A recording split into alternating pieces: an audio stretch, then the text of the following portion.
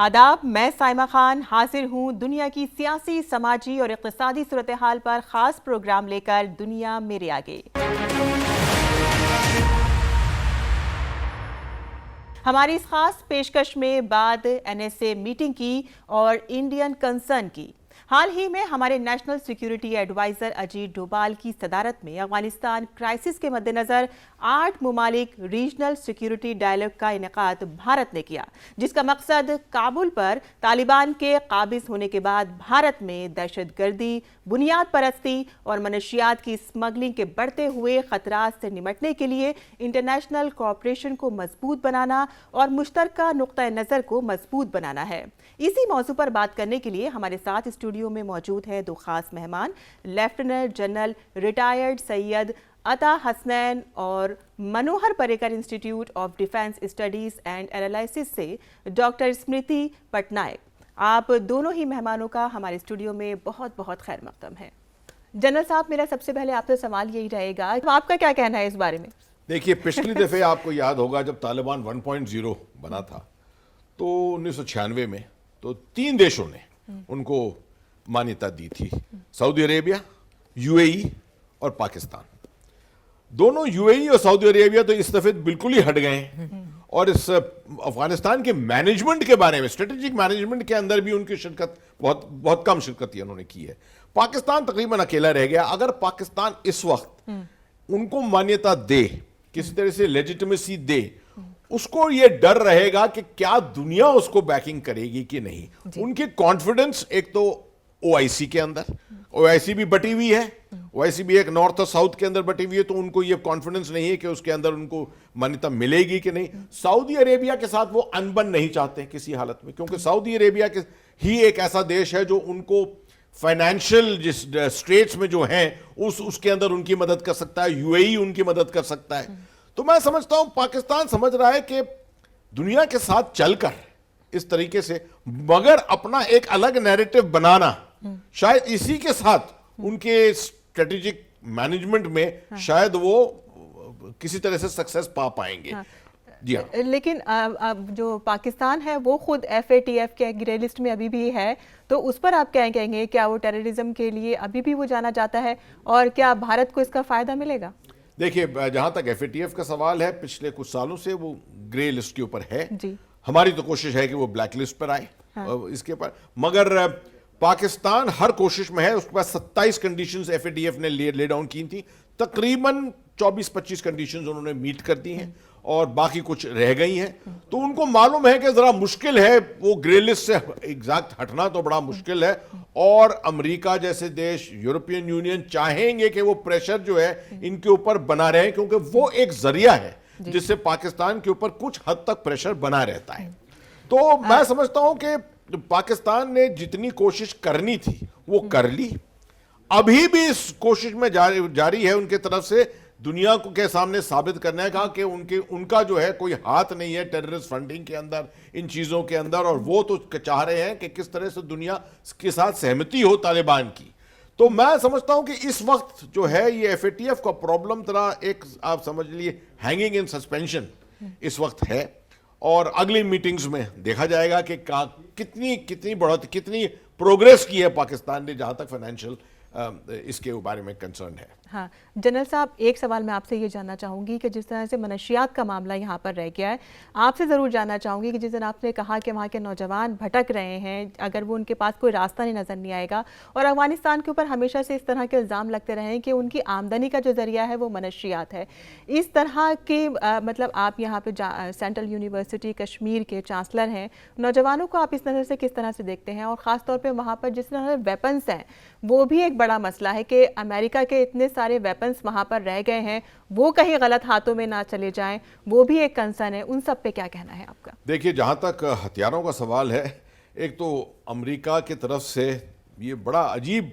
वाक़या हुआ कि तकरीबन 3 महीने पहले, हटने से पहले वहाँ से उनको एडवांस वेपनरी, हेलीकॉप्टर्स और हमवी जैसे हथियार जो हैं, इक्विपमेंट भी उन्होंने प्रोवाइड किया। बड़े कॉन्फिडेंस में था अमेरिका कि अफगान नेशनल आर्मी जो है वो अगले कुछ 3-4 साल तक जो है वो सहमत रहेगी वहाँ पर, और वो लड़ पाएगी तालिबान के ख़िलाफ़ और कंट्रोल कर पाएगी, मगर वो नहीं हुआ। उसकी वजह से कि ग्रॉस फेलियर जो हुआ, उसकी वजह से तकरीबन 6 लाख असॉल्ट राइफल्स, और ये भी नहीं कि कोई मामूली असॉल्ट राइफल्स, ये M15 वैरायटी हैं, M4 वैरायटी हैं, ये बड़े एडवांस्ड वेपनरी होती है, ऑटोमेटिक राइफल्स होती हैं, सब ग्रेनेड्स हैं, नाइट फाइटिंग डिवाइसेस हैं। और हाल ही में अगर आपने 4-5 दिन पहले देखा है तो टेलीविजन पे बहुत तालिबान ने एक पूरी परेड भी की है टैंकों के साथ और हमवीज के साथ, इस तरह हेलीकॉप्टर तक उड़ाए हैं उन्होंने। तो ये एक बड़ा अजीब सा मामला बन गया। आपने बिल्कुल सही फरमाया कि जहां तक ये छोटे हथियार हैं, ये ऑलरेडी इस इलाके में काफी हद तक प्रोलिफरेट हो गए होंगे, काफी हद तक ये पाकिस्तान के हाथों में आ गए होंगे, इससे पैसा भी बनाया जा रहा होगा, और जो जितने यहाँ के टेररिस्ट ग्रुप्स हैं, दहशतगर्दी ग्रुप्स हैं, वो स्टेक होल्डर्स होंगे इनको अपने हाथों में लेने के लिए। तो यहाँ का क्वालिटी ऑफ टेररिज्म जो है वो भी बढ़ जाएगा, आप देखिएगा कुछ हद तक। मगर जहां का आपका मेन सवाल है कि जो यूथ हैं, जो नौजवान हैं, उनको इससे दूर रखने के लिए, रिक्रूटमेंट से दूर रखने के लिए आपको ऑल्टरनेटिव्स देने पड़ेंगे, एम्प्लॉयमेंट देना पड़ेगा, किसी तरह से डी रेडिकलाइजेशन करना पड़ेगा, काउंटर रेडिकलाइजेशन करने पड़ेगा। मैं नहीं समझता कि ये इसके लिए कोई आपके पास शॉर्टकट रास्ता है इस वक्त। ये एक बहुत बड़ी चुनौती बनी रहेगी हमारे लिए अफगानिस्तान में कुछ सालों के लिए, और इसका असर कश्मीर पर पहुंचे ये भी हम देख रहे हैं कि हाल में कुछ हद तक असर आ गया है, आ रहा है। मगर मैं नहीं इसमें मैं नहीं कहूंगा कि इतनी बड़ी बात अभी हमारे लिए कश्मीर में है, क्योंकि भारत की फौज वहां है, भारत की पुलिस फोर्सेस हैं वहां पर, और मैं समझता हूं कि हमारी गवर्नमेंट समझती है इसको पूरा। हमने अपने स्टेप्स लिए हैं पूरे 5 अगस्त 2019 को, जो हमने बहुत बड़ा डिसीजन लिया है, उसकी वजह से मैं समझता हूं जम्मू एंड कश्मीर जो है वो सिक्योर रहेगा। जी, स्मृति मैम, हम आपसे ये जानना चाहेंगे, स्ट्रेटेजिक लिहाज से आप इस मीटिंग को किस तरह से देखते हैं, साउथ एशिया के जो ममालिक हैं उसके लिहाज से? मैं ये बोलना चाहूँगी कि बहुत ही सिग्निफिकेंस रखती है ये वाली जो मीटिंग है, क्योंकि भारत का सब समय कोशिश रही है जो कंट्रीज़ है जो अफ़गानिस्तान को बॉर्डर कर रहे हैं उनके बीच में एटलीस्ट कुछ तरह का एक जो सहमति हो सके कि अफ़गानिस्तान में क्या करना चाहते हैं, किस टाइप का स्टेबिलिटी लाना चाहते हैं, और अफ़गानिस्तान का जो डेवलपमेंट है, इंटरनल डेवलपमेंट, जैसे मैंने बोला कि आपका ड्रग ट्रैफिकिंग हो या स्मॉल आर्म्स ट्रैफिकिंग हो, जैसे अभी जनरल साहब ने बताया कि बहुत एडवांस्ड वेपन जो अमेरिकन छोड़ के गए हैं, जैसे आपको याद होगा रशियन विड्रॉयल के टाइम में वो सोल्जर फायर्ड मिसाइल्स उसको लेने का कोशिश कर रहे थे पैसा देके, लेकिन सारा मतलब अमेरिका तब ले नहीं पाए। तो इसीलिए ये जो आर्म्स और वेपन्स का बात कर रहे हैं, ये एक मतलब वहाँ पे बना रहेगा जो कि नेबरिंग कंट्रीज़ के लिए थ्रेट हो सकता है। ये नंबर 1 है। नंबर 2 है जो इंस्टेबिलिटी है, जो जिसके वजह से आपका रेफ्यूजी फ्लो हो सकता है, क्योंकि ऐसा नहीं कि रेफ्यूजी फ्लो सिर्फ नेबरिंग कंट्रीज़ को जाते हैं, इंडिया में भी कुछ रेफ्यूजीज़ भी आए हैं। वो तो मतलब 1990s से भी यहाँ पे है, जैसे नजीबुल्लाह का फैमिली, उस टाइप का मतलब उस टाइप का फैमिली से लोग भी इंडिया में रह रहे हैं। तो रेफ्यूजी जो फ्लो है उसका एक इम्प्लीकेशंस रहेगा सब मतलब सारे कंट्रीज़ के ऊपर। तो उसको एक इंडिया चाहती है कि एटलीस्ट इसके ऊपर थोड़ा डिस्कशन हो, सिक्योरिटी इम्प्लीकेशंस का डिस्कशन हो। तो इसीलिए मैं ये बोलूँगी कि जैसे 2 मीटिंग ने ईरान ने कन्वीन किया था, तो इसीलिए उस कंटेक्स्ट में ये जो तीसरा मीटिंग हुआ इंडिया में बहुत ही महत्वपूर्ण है। और क्योंकि जैसे मैंने बोला, ये जो इश्यूज़ है ये ट्रांसनेशनल इश्यूज़ है, ये सिर्फ अफ़गानिस्तान का मामला नहीं है, वो सारे जो कंट्रीज़ है, नेबरिंग कंट्रीज़, वो भी उनको अफेक्ट करेगा। तो इसीलिए मैं ये सोच रही हूँ कि अच्छा है कि मीटिंग हुआ NSA लेवल में, क्योंकि जो हाईएस्ट लेवल है वो हाईएस्ट लेवल में मीटिंग होगा, तो एटलीस्ट सब कंट्री मिल के, जैसे फॉर एग्जांपल जैसे रशिया हमारे मीटिंग में भी थे, पाकिस्तान जो मीटिंग बुलाया था वहाँ पे भी थे, एटलीस्ट रशियन को पता होगा कि यहाँ पे क्या डिस्कशन हुआ, वहाँ पे क्या डिस्कशन हुआ, और किस टाइप का स्टेप लेंगे जो कि अफ़गानिस्तान सब देश के लिए एक सिक्योरिटी प्रॉब्लम ना बन पाए। जी, सिक्योरिटी प्रॉब्लम भी है और दूसरा हम ये देख रहे हैं कि जैसे कि यूनाइटेड नेशन ने भी ये कहा कि वहाँ पर एक इंसानी बहरान बहुत ज़्यादा पैदा होता जा रहा है। लोग जो हैं वो बुनियादी सहूलतों के लिए बहुत फुकदान वहाँ पैदा होता जा रहा है और वहाँ पे अनाज की कमी हो रही है, मेडिकल इक्विपमेंट्स की कमी हो रही है। और अगर तालिबान जो वहाँ पर हुकूमत बनाना चाहते हैं सही तरीके से, उनका इंतज़ाम अगर कनेक्ट वो दूसरे ममालिक से नहीं रहे, आसपास के ममालिक से भी और वर्ल्ड वाइड भी अगर वो कनेक्ट नहीं रहे, तो बहुत ज़्यादा परेशानियों में वो घिर जाएंगे। आप इस सूरत हाल को किस तरह से देखेंगे? बिल्कुल आपने सही कहा। अगर आप मिसाल देखें तो सीरिया की मिसाल देखिए, तकरीबन बराबर पैरेलल मिसाल है वो। वहां पर भी हालात ऐसे बन गए थे, सिविल वॉर एक तरफ से, उसके बाद आईसिस की प्रेजेंस की वजह से, कि इंटरनेशनल ह्यूमैनिटेरियन एजेंसीज, यूएन की एजेंसीज, एनजीओज, कोई भी वहां पर जाकर काम करने के लिए तैयार नहीं था और सिक्योरिटी और सेफ्टी नहीं थी उनकी। उस कौन सफर कर रहा था? सिर्फ आवाम। जी। वहां पर वही बात यहां पर आने वाली है और यहां पर प्रॉब्लम और ज्यादा है कि देखिए अब आप सर्दी के मौसम में आ रहे हैं। हाँ। खास तौर पे अफगानिस्तान की सर्दियों का मौसम तो कुछ ज्यादा ही कटर होता है इस वजह से, तो और प्रॉब्लम है। उनके पास खाने पीने की भी कमी है और जरा आइसोलेशन है, क्योंकि वहां पर देखिए सीरिया में पहुंचना मुश्किल नहीं है, एयरफील्ड्स हैं, रास्ते हैं, देश आसपास के, ये जो है जरा मुश्किल इलाका है अफगानिस्तान टेरेन वाइज अगर आप देखें यहां पर। और सिविल वॉर कंडीशंस भी यहां तकरीबन मौजूद है। अगर आप देखें तो पंजशेर वैली के अंदर भी टेंशन है और इस तरह से, और मौजूदा टेंशन सोसाइटी के अंदर भी बन रही है। अब आप देखें तब से 31 अगस्त से अब तक तकरीबन 6 या 7 दफे बड़े बड़े धमाके हुए हैं शिया हजारा के ऊपर जो है। इसके असर हुआ है इसका। तो ये सब जब कंडीशंस देखते हैं, मैं समझता हूं कि निहायत जरूरी है कि एक ऐसा देश जैसे भारत है जो समझता है इंटरनेशनली और पीस में, अमन में जिसके स्टेक्स ज्यादा हैं, ऊंचे हैं। पाकिस्तान के स्टेक्स इस तरह से अमन में नहीं है इस वक्त, मगर भारत के स्टेक्स बहुत हाई हैं इसके अंदर।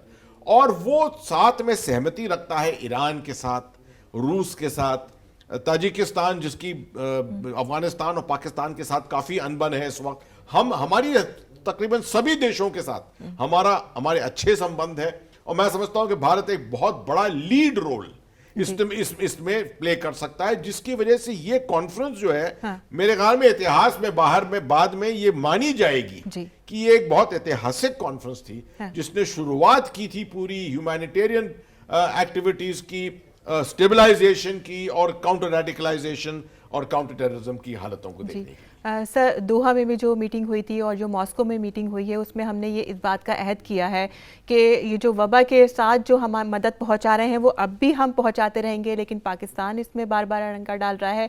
और साथ ही साथ स्मृति मैम, आपने ये कहा कि जिस तरह से अगर हम आसपास के मुल्कों के साथ कनेक्टिविटी नहीं बना के रखेंगे तो हम खुद ही क्राइसिस में पड़ जाएंगे। इस पर आप थोड़ा सा और तफसील से डालें नजर। एक्चुअली अभी आप देखेंगे जैसे एड के ह्यूमैनिटेरियन एड पहुंचाने के लिए इंडिया अक्टूबर में रिक्वेस्ट की थी कि पाकिस्तान का जो लैंड रूट है उसको यूज़ करके अफ़गानिस्तान में फास्टेस्ट रूट है जिसमें वो पहुंच पाएंगे। जब अभी तक पाकिस्तान कोई डिसीजन नहीं दिया था, लेकिन अफ़गान तालिबान का जो फॉरेन मिनिस्टर है उन्होंने अभी रिक्वेस्ट किए हैं कि भारत को अलाउ करने के लिए वहाँ पे एड पहुँचाए, क्योंकि ह्यूमैनिटेरियन सिचुएशन ऐसा है। तो मैं ये बोलूँगी कि ये एक बहुत सिग्निफिकेंट स्टेप है। मतलब हम अफ़गानिस्तान में ह्यूमैनिटेरियन एड पहुंचाना चाहते हैं और तालिबान भी चाहती है कि ये ह्यूमैनिटेरियन एड अफ़गानिस्तान तक पहुंचे। तो इसीलिए हम तो रिक्वेस्ट किए हैं। अभी तालिबान के तरफ से जब रिक्वेस्ट आया है तो उनका जो एनएसए है, उन्होंने, पाकिस्तानी एनएसए बोले हैं कि ठीक है हम उसको देखेंगे, इसमें डिसीजन लेंगे, तो शायद हो सके कि कोई रास्ता निकले। सेकेंड रूट जो है, ऐसा अभी नहीं, पहले भी एक बार हाई प्रोटीन बिस्किट हम अफ़गानिस्तान भेजे थे 2007-8 में, जब पाकिस्तान हम लोग को अलाउ किया था कराची रूट में पहुंचाने के लिए।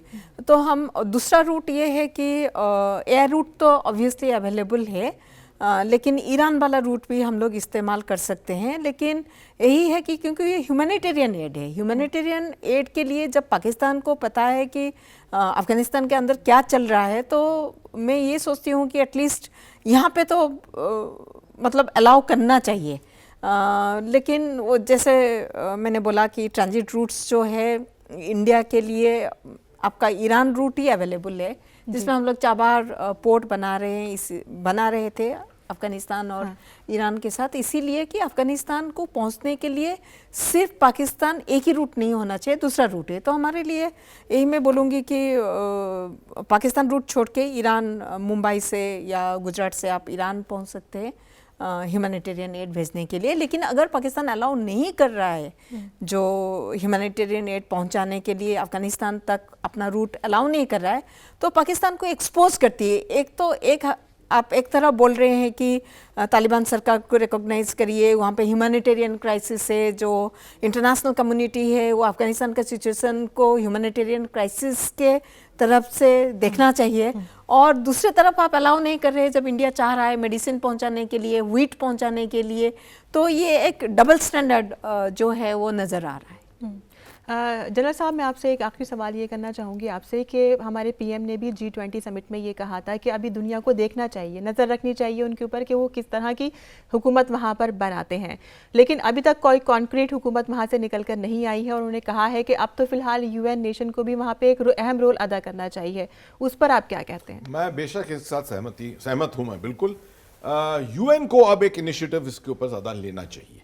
मेरे ख्याल में UN का पिछले 20-21 साल जो है काफ़ी हद तक एक लेड बैक एटीट्यूड रहा है, क्योंकि अमेरिका वहाँ पर रहा है, उसका इनिशिएटिव पूरे वक्त रहा है। अब जब अमेरिका हट गया है और कोई किसी और बड़े देश की मौजूदगी नहीं है वहाँ पर, तो मैं समझता हूँ ये वक्त है जब यूनाइटेड नेशंस को ख़ास तौर पे एक इनिशिएटिव के तौर पर लेना चाहिए और इसमें भारत को पूरी सहमति देनी चाहिए इसके ऊपर। मैं आखिर में कहूँगा ये कि हमारे संबंध तालिबान 2.0 के साथ भी बड़े एक डिबेट के तौर पे चल रहे हैं अभी तक।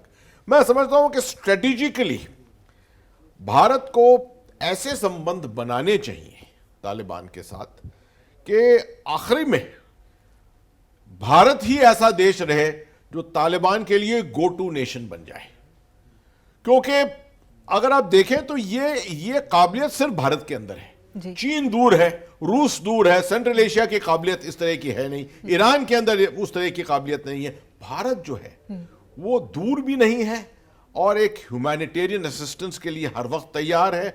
और जो हमारी पीपल टू पीपल रिलेशनशिप है, पुरानी काबुली वाली रिलेशनशिप जो है, वो उस रिलेशनशिप का हमको पूरा फायदा उठाना चाहिए और स्ट्रेटेजिकली आखिर में हमें इसका पूरा एडवांटेज मिलेगा। लेकिन जनरल साहब, हमने ये सब करके भी तो दिखाया है। 20 सालों में हमने उनके नेशन बिल्डिंग के लिए कितना सपोर्ट किया है, उनका इंफ्रास्ट्रक्चर दोबारा से खड़ा किया है, वहाँ पार्लियामेंट बनाई, बिजली के प्लांट्स बनाए, वहाँ $3 बिलियन हमने खर्च किए, कितनी चीजें हमने, हाईवेज वहाँ पर बनाए हैं, वो सब हमने करके भी दिखाया है। मैडम, आप क्या कहती हैं इस बारे में? आप जो बोल रहे हैं कि उसके साथ आई कम्प्लीटली एग्री, क्योंकि जो हमारा जो असिस्टेंस गई है ज़्यादातर लोगों के लिए, मतलब आप अगर जैसे ट्रेनिंग इंडिया प्रोवाइड की थी सदर्न अफ़गानिस्तान में पठान लोगों के लिए, जहाँ पे वो खुद, जो महिलाओं के लिए, बच्चों के लिए, जो खुद अपने पैर में खड़े हो सके, अपना रोज़गार खुद कर सके, तो उस टाइप का हम लोग वोकेशनल ट्रेनिंग हम दिए थे।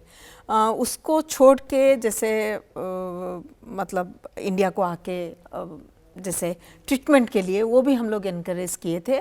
तो बहुत ही गुडविल इंडिया के लिए है पॉपुलर लेवल में, तो क्यों ना हम उसको लिवरेज बनाए कि हमारा जो सपोर्ट इंडिया का पॉपुलर लेवल में है वो पाकिस्तान के लिए नहीं है। तो वहाँ पे हमारा लिवरेज बन रहा है कि, और हम भी जैसे अभी रिक्वेस्ट किए हैं कि हम व्हीट भेजना चाहते हैं, ह्यूमैनिटेरियन असिस्टेंस, मेडिसिन भेजना चाह रहे हैं, तो हम अफ़गानिस्तान लोग भी देख रहे हैं कि हम चाह रहे हैं लेकिन हमें पाकिस्तान अलाउ नहीं कर रहा है।